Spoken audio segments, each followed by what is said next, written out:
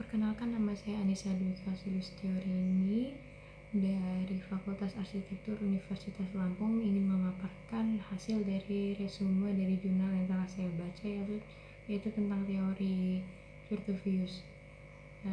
Di sini saya dalam menyelesaikan tugas tentang mata kuliah teori arsitektur 2 yang diampu oleh Bapak Agung Cahyo Nugroho dan Ibu Dini Hardilah.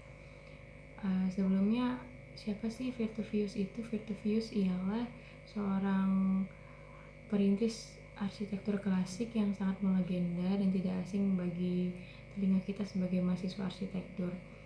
Virtuvius memiliki nama lengkap Marcus Virtuvius Pollio, di mana ia terkenal dengan bukunya yang berjudul De Architectura, atau yang biasa sekarang disebut dengan The 10 Books on Architecture.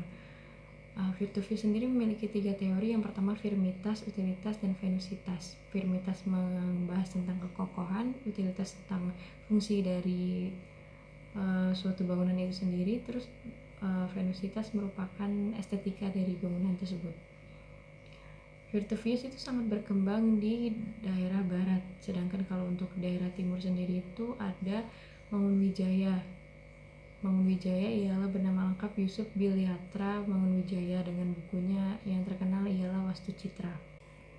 Virtuvius merumuskan dan mendefinisikan prinsip-prinsip teoritis dan praktis dalam desain, diantaranya menyangkut dengan venusitas. Sedangkan dalam buku Wastu Citra, yaitu tentang guna dan citra, karya Mangunwijaya itu lebih cenderung ke arah memberi pengetahuan yang bersifat terbuka, bukan sebuah rumusan maupun prinsip.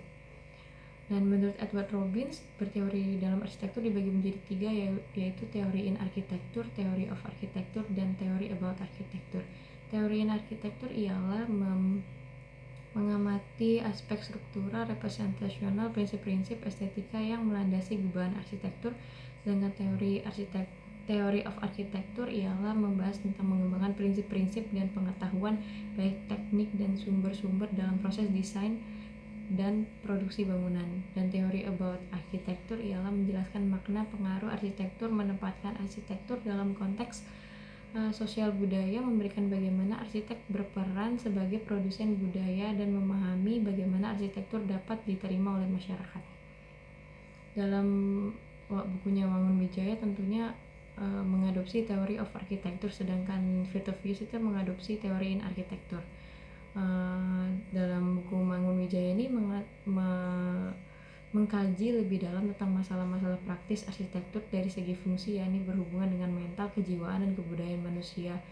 Dalam bukunya yang Wastu Citra itu terdapat guna dan citra. Guna itu bisa dimaksudkan dengan fungsi, keuntungan, pemanfaatan yang didapat, sedangkan citra itu merupakan image atau penggambaran dari suatu visualisasi yang kita dapatkan, yang akan menghasilkan suatu makna dan penafsiran berbeda-beda pada setiap orangnya.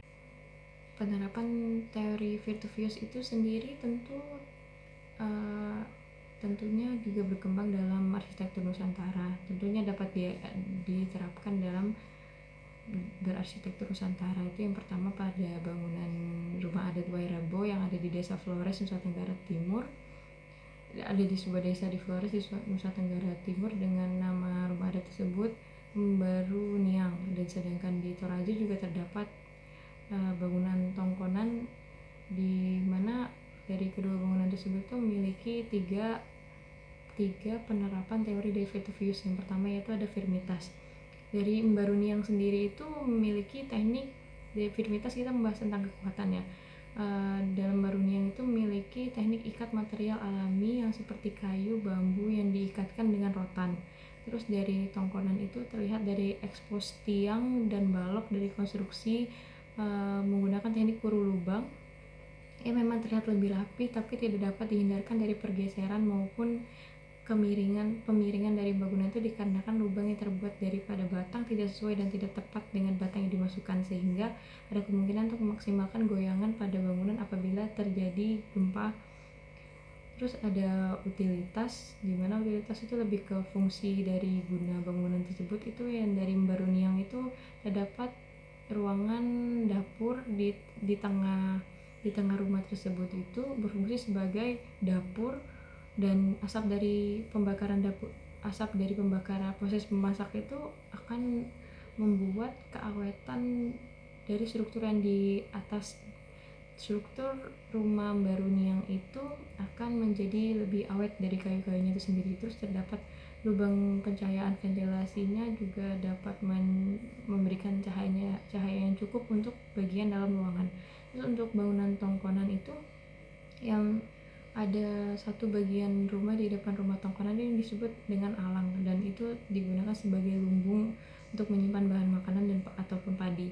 Dan kolam yang berada di bawah rumah tongkonan itu dapat dimanfaatkan sebagai tempat untuk penyimpanan ternak, bagi kandang ternak, dan di ornamen yang ada di bawah tongkonan itu terdapat kepala kerbau yang berfungsi sebagai penanda status sosial. Dan untuk venusitas yang ada di rumah adat ini, yang pertama yang baru Niang itu menggunakan teknik pongo. Teknik ikatan tersebut disebut teknik pongo yang akan menjadi karya seni yang telah menjadi karya seni dari rumah Wairebo itu sendiri. Terus dari tongkonan itu terdapat teknik purus lubang yang menjadi suatu estetika dari rumah tongkonan itu sendiri, dan ornamen tanduk kerbau itu menjadi sebuah representasi status sosial dari penghuni yang ada di dalamnya.